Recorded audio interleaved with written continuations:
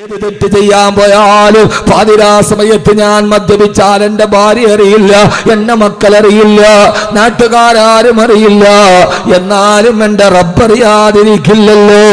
കഹിനെ ലഗി ഹേ മേം sub Darwaza bandh കർ ഡാലാ ലേകിൻ ബന്ദ് ന ഹോ ഗയി ഇഖ്ദർ ഖുദാ വാലാ. ആരുടെ വാതിലടഞ്ഞാലും അല്ലാഹുവിന്റെ വാതിലടയില്ലല്ലോ. ഏത് സമയത്തും മനസ്സിലൊരു ചിന്ത വേണം, അല്ലാഹുവേ ഞാനിനി മദ്യപിക്കില്ല, ഞാനിനി പലിശ വാങ്ങിക്കില്ല, ഞാനിനി ചൂതാട്ടം നടത്തില്ല. കാരണം നീ എന്നെ കാണുകയാണല്ലോ, നീ എന്നെ കാണുകയാണല്ലോ. ഇത് മദ്യപാനത്തിൽ മാത്രമല്ല, കുടുംബ ജീവിതത്തിലും അല്ലാഹുവിനെ കുറിച്ച് പേടിയുണ്ടാവണേ. ഈ അഹമ്മദ് കബീർ പറയുന്നത് മുഴുവനും ഖുർആനാണ്, ഖുർആനാണ്. ഒരു വാപ്പാന്റെ രണ്ട് മക്കൾ തമ്മിൽ തെറ്റിലാണ്, രണ്ട് സഹോദരങ്ങൾ തമ്മിൽ പകയാണ്. ആ സമയത്ത് ജേഷ്ഠനായ കാബീല് അനിയനായ നിരപരാധിയായ അനുജനോട് കൊല്ലാൻ വരുന്ന സമയത്ത് അനുജൻ ഹാബീല് പറഞ്ഞ ഒരു മറുപടിയുണ്ട്. കാബീല് അനുജനോട് അസൂയ മൂത്തിട്ട് ഒട്ടകത്തിന്റെ തോളല് കൊണ്ട് തലയിലടിച്ച് കൊല്ലാൻ വരുമ്പോ, തന്റെ പ്രിയപ്പെട്ട ജേഷ്ഠൻ തന്നെ കൊല്ലാൻ വരുമ്പോ അനിയനായ ഹാബീല് പറയുന്നൊരു മറുപടി ഖുർആൻ പറയുന്നുണ്ട് സൂറത്തുൽ മാഇദ. ലഇൻ ബസത്ത ഇലയ്യ യദക ലിതഖ്തുലനി മാ അന ബിബാസുത്തിൻ യദിയ ഇലൈക ലിയഖ്തുലക ഇന്നി അഖാഫുല്ലാഹ റബ്ബൽ ആലമീൻ. തന്റെ ജേഷ്ഠൻ തന്നെ കൊല്ലാൻ ഒട്ടകത്തിന്റെ തോളല് കൊണ്ട് അടിക്കാൻ വരുമ്പോ, പ്രിയപ്പെട്ട ജേഷ്ഠാ, നിങ്ങൾ എന്നെ കൊല്ലാമെന്നാലും നിങ്ങളോട് ഞാൻ തിരിച്ചൊന്നും പറയില്ല. അതെനിക്ക് നിങ്ങളോട് തിരിച്ചു ചെയ്യാൻ അറിയാത്തത് കൊണ്ടല്ല, തിരിച്ചു ചെയ്യാൻ എന്റെ കൈക്ക് ആരോഗ്യമില്ലാത്തിട്ടല്ല, ഈ പറയുന്നത് പോലെ തിരിച്ചു പറയാൻ അനുജന് കഴിയാത്തത് കൊണ്ടല്ല. പക്ഷേ ഇന്നി അഖാഫുല്ലാഹ റബ്ബൽ ആലമീൻ. എന്റെ പ്രിയപ്പെട്ട ജേഷ്ഠാ, എനിക്ക് എന്റെ റബ്ബിനെ പേടിയോ. ഇവിടെ നമ്മൾ തമ്മിൽ മത്സരിച്ചാല് നാളെ പരലോകത്ത് അല്ലാഹുവിന്റെ മുമ്പിലും മറുപടി പറയണ്ടേ എന്ന് ജേഷ്ഠനായ കാബീലിനോട് ഹബീല് പറഞ്ഞ മറുപടി എന്റെ ഉപ്പളക്കുന്നിലെ സഹോദരങ്ങളോട് ഏത് കാര്യമാണെങ്കിലും ഞാൻ ചുരുക്കുകയാണ്. അത് വ്യക്തി ജീവിതത്തിൽ, സ്വകാര്യ ജീവിതത്തിൽ, കുടുംബ ജീവിതത്തിൽ, ഭാര്യ ഭർത്തൃ ജീവിതത്തിൽ പെണ്ണേ ഞാൻ ക്ഷമിക്കുന്നത് ഇന്നി അഖാഫുല്ലാഹ റബ്ബൽ ആലമീൻ. എനിക്കെന്റെ അല്ലാഹുവിനെ പേടിയാ, അവൻ എന്നെ സദാ നിരീക്ഷിക്കുന്നുണ്ട്.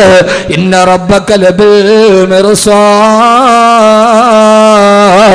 എന്റെ അല്ലാഹു സദാ എന്നെ നിരീക്ഷിച്ചു കൊണ്ടിരിക്കുകയാണ്. അല്ലാഹു ബോധം തരട്ടെ, ആമീൻ പറ. പിന്നെ അവൻ തെറ്റിയോ? അള്ളാഹു എന്നെ കാണുന്നുണ്ടെന്ന് ചിന്തിക്കുന്നവൻ പിന്നെ തെറ്റിയോ? അവനെ നന്നാക്കാൻ പിന്നെ വാള് വേണോ? അവനെ നന്നാക്കാൻ പിന്നെ ഉസ്താദ് വേണോ? അവനെ നന്നാക്കാൻ അവൻ തന്നെ മതി. അതുകൊണ്ട് ഈ മൂന്ന് ചിന്ത, പെണ്ണുങ്ങളെ, സഹോദരിമാരെ, അഹമ്മദ് കബീർ വാക്കവി ഒന്നും പറഞ്ഞില്ലെന്ന പരാതി വേണ്ട. എൻ്റെ റബ്ബ് എന്നെ കാണുന്നുണ്ടെന്നുള്ള ബോധം, ചിന്ത മനസ്സിലുണ്ടാവുക. ഒന്ന്. ഇപ്പം എത്ര എണ്ണം പറഞ്ഞേ? ഒന്ന്. ഇനി അടുത്തേടാ. ഒന്ന് കഴിഞ്ഞാൽ പിന്നെ എത്രയാ? അങ്ങനെ പറ. രണ്ട്. എന്നാലും ഉറക്കം പോവും. ചുമ്മാ ഇരുന്ന് കേൾക്കാൻ എനിക്ക് അത് താല്പര്യമില്ല. ഞാൻ ഇങ്ങനെയൊക്കെയാണ്. അടുത്തത് രണ്ടാമത്തേത്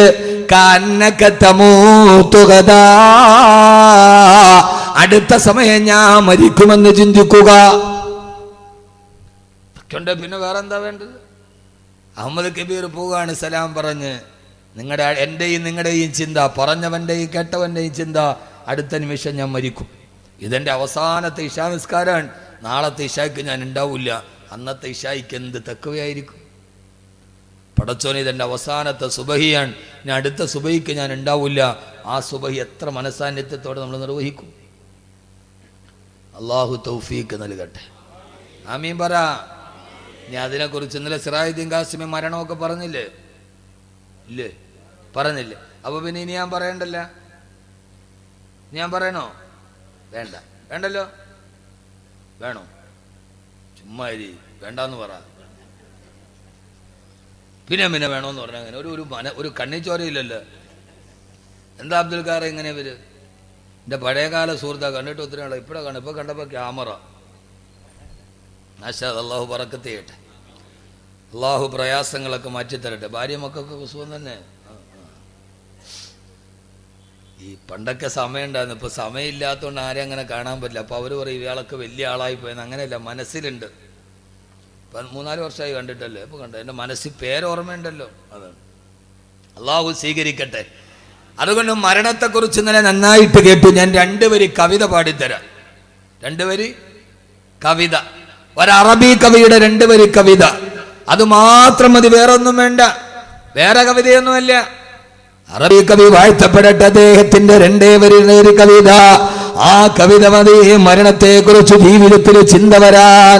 ഹലക്കൽ മുദാവി വൽ മുദാവാ വല്ലദി ജലബദ്ദവാബാഹു വൽ മുസ്തരി.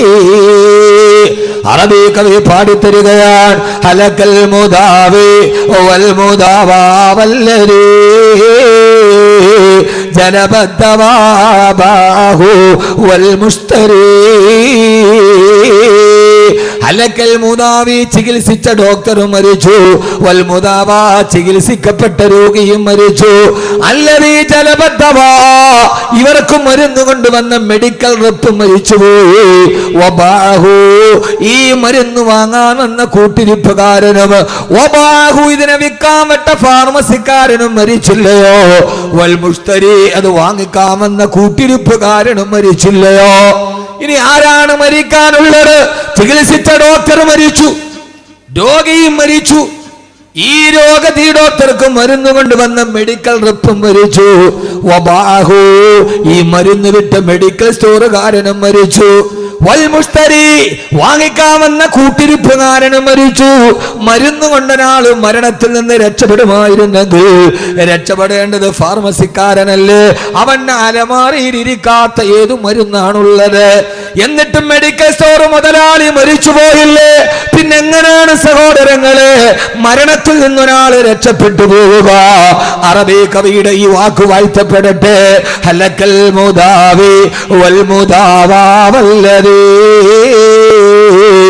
ജലബദ്ദവാബാഹു വൽ മുസ്തരി.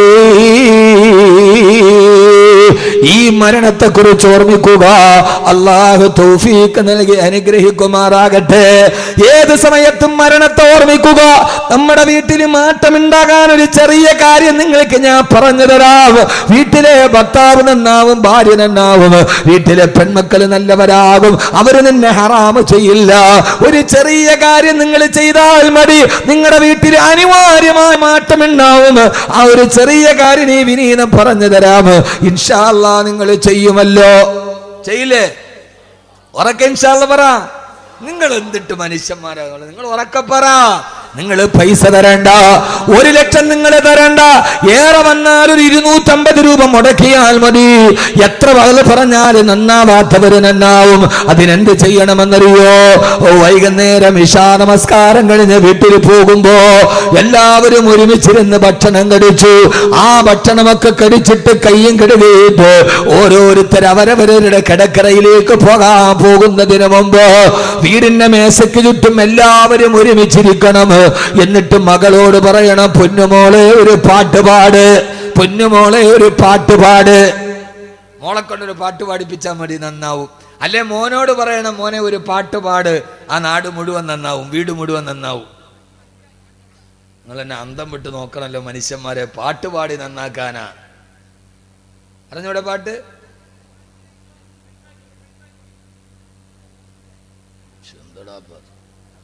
ഇവിടെ സീരിയസ് കാര്യം പറയുമ്പോൾ അവിടെ സൈഡാക്കിക്കോളി. നീ ബേഞ്ഞ് കീഞ്ഞ് പോവാനുള്ളതിന് ഇവിടെ നോക്ക്. മകളെ കൊണ്ട് എന്ത് ചെയ്യണം? ഒരു പാട്ട് പാടിപ്പിക്കണം. പഠിപ്പിക്കോ മകനെ കൊണ്ട്? ഏത് പാട്ടാ? മരണത്തെ കുറിച്ച് പാടണം. അല്ലാതെ ഇല്ല മറ്റേ പാട്ടല്ല, പ്രണയം. നീലരാവിൽ നഗ്നമേനികൾ നീലരാവിൽ ഉരസുന്ന സുഖമല്ലോ പ്രണയം. അതല്ല പ്രണയം എന്ന് പറഞ്ഞാൽ എന്താ? എനിക്ക് പറയാൻ ഉത്തരവുണ്ട്, പക്ഷെ പറയാൻ ഈ സ്ഥലം ശരിയാവല്ലാത്തതുകൊണ്ട് ഞാൻ പറയാതിരിക്കുകയാണ്. നമ്മുടെ മാപ്പിളപ്പാട്ട് വലിയ മുബാറക്കായിട്ട് ബിസ്മി പറഞ്ഞ് ഒതുവെടുത്തിട്ട് നമ്മളിട്ട് കേൾക്കണ മാപ്പിളപ്പാട്ടേരാ? നീലരാവിൽ നഗ്നമേനികൾ ഉരസുന്ന സുഖമല്ല പ്രണയം എന്നാരടാ മോനെ പറഞ്ഞത്? പരിപൂർണ നഗ്നമായ രണ്ട് ശരീരം തമ്മിൽ ഉരസുമ്പോൾ ഉണ്ടാകുന്ന വികാരമാണ് പ്രണയമെന്നാണ്. ഏത്? എനിക്കിപ്പോൾ എഴുതിയവൻ കേസ് കൊടുത്താലും ഡയറക്ടേഴ്സ് എനിക്കത് പുല്ലാണ്. അങ്ങനെയല്ലേ പാട്ട്? അങ്ങനെയല്ലേ? ഓ കഷ്ടം. മുത്തക്കീങ്ങളൊന്നും അറിഞ്ഞൂടാ അവർക്ക്. നിങ്ങൾ ഇരിക്കണ ഇരിപ്പ് കണ്ട ഇവർക്ക് ഇതൊന്നും അറിഞ്ഞൂടാ. മുത്തക്കീങ്ങൾ ഖുർആൻ മാത്രമേ അറിയാവൂ. മാപ്പിളപ്പാട്ടാണ്. മാപ്പിളപ്പാട്ട്. നഗ്നമേനികൾ നീലരാവിൽ ഉരസുന്ന സുഖമല്ല പ്രണയം എന്ന് പുതിയ കവി. എന്നാ പഴയ കവി എങ്ങനെയാണ്? കാമുകി ചോദിക്കാൻ രമണം പോലും പറഞ്ഞിട്ടില്ല. അങ്ങനെ രമണം പോലും, ചങ്ങമ്പുഴയുടെ രമണം പോലും പ്രണയത്തെ നിരാകരിക്കുകയാണ് ചെയ്തത്. കാനനച്ചോലയിൽ ആടുമേക്കാൻ ഞാനും വരട്ടെയോ നിന്റെ കൂടെ. ആരും കാണാത്ത കാനനച്ചോലയിൽ ചെറുപ്പക്കാരാ നിന്റെ കൂടെ ആടുമേക്കാൻ ഞാൻ വരട്ടെ എന്ന് ചോദിച്ചപ്പോ ചങ്ങമ്പുഴയുടെ രമണം മറുപടി പറഞ്ഞ എന്താ? പാടില്ല പാടില്ല, നമ്മൾ താനെ മറന്നൊന്നും ചെയ്തുകൂടാ. പഴയകാലത്തെ സിനിമാ പാട്ടിൽ പോലും നിങ്ങൾ എന്നെ ഓർക്കണ്ട, ബാക്കവി ഇപ്പൊ സിനിമാ പാട്ട് പറയണമെന്ന്. എൻ്റെ വായനയുടെ ലോകം വിശാലമാണ്. വിമർശനങ്ങൾ എനിക്ക് പേടിയേയില്ല. പഴയകാലത്തെ സിനിമാ പാട്ടിൽ പോലും പ്രണയത്തെ നിരാകരിച്ചിട്ടുണ്ട്. പുതിയ കാലത്ത് മാപ്പിളപ്പാട്ടിൽ പ്രണയം ലൈംഗികതയായി. ഇതാണ് നമ്മുടെ മക്കൾ കേൾക്കുന്നത്. ഇപ്പൊ മനസ്സിലായ? നമ്മളൊരു കാര്യത്തെക്കുറിച്ച് മനസ്സിലാക്കി പഠിക്കണ്ടേ? പഴയ കാലത്തെ സിനിമാ പാട്ടിൽ പോലും പ്രണയം ഇല്ല. നമ്മുടെ പുതിയ മാപ്പിളപ്പാട്ട് നമ്മുടെ മക്കളെ കേൾപ്പിച്ചത് ലൈംഗികതയാണ്, പച്ച വ്യഭിചാരം. ആ സമയത്ത് ഖുർആൻ നമ്മുടെ മക്കൾ കേട്ടിട്ടില്ല. ഉണ്ടോ? ഇല്ല. എന്നാൽ നിങ്ങൾ പാട്ട് പാടി പഠിപ്പിക്ക്. എല്ലാവരും ഉറങ്ങാൻ നേരത്ത് ഉറങ്ങുന്നതിന് മുമ്പ് വാപ്പയും ഉമ്മയും പെൺമക്കളും ആൺമക്കളും കൂടി ഇരുന്നിട്ട് പാട്ട് പാടാൻ പറയണം മോളോട്. ഏത് പാട്ടാ? തന്റെ കാവ്യ കൗമുദിയുടെ മലയാള അക്ഷരത്തിന്റെ സൗകുമാര്യത്തിന്റെ കാവ്യപണ്ഡിതങ്ങൾ കൊണ്ട് ലോകത്ത് ഖബറിനെ കുറിച്ച് പറഞ്ഞു തന്ന മഹാനായ തഴവാ ഉസ്താദിന്റെ അൽ മവാഹിബുൽ ജലിയ 250 രൂപ വില വരുന്ന ആ ഗ്രന്ഥമൊന്ന് വാങ്ങിച്ചിട്ട് മോളോട് പറയണം, മോളെ കൊണ്ട് പാട്. ആ മോള് ഉറങ്ങുന്നതിന് മുമ്പ് പാടാൻ തുടങ്ങുകയാ. ഖബറെന്ന് കേട്ടാൽ തൽക്ഷണം ഞെട്ടേണ്ടതാ, കണ്ടാലുടനുവാ വിട്ടു നീ കരേണ്ടതാ. മേടയ്ക്കു പകരം മോളമാ സുബ്ഹാന റബ്ബിയതിൽ കിടക്കേണ്ടതാ നസുമാന. ആ മോള് പാടുകയാണ്, ഉപ്പ ഉമ്മ സഹോദര കേൾക്കണേ, ഖബറെന്ന് പറയുന്നത് ഒരു ഭയങ്കര വീടാണ്. ആ ഖബറിലേക്ക് നമ്മളെ കൊണ്ടുപോയി വെച്ചാൽ മെത്തയ്ക്കു പകരം മണ്ണതിൽ വിരിച്ചിട്ടതാ. സുബ്ഹാന റബ്ബി ഇരുളിനാൽ പെയിന്റിട്ടതാ. ഉപ്പാവിടെ മെത്തയില്ല, മണ്ണാണ് വിരിച്ചിട്ട ഉപ്പ.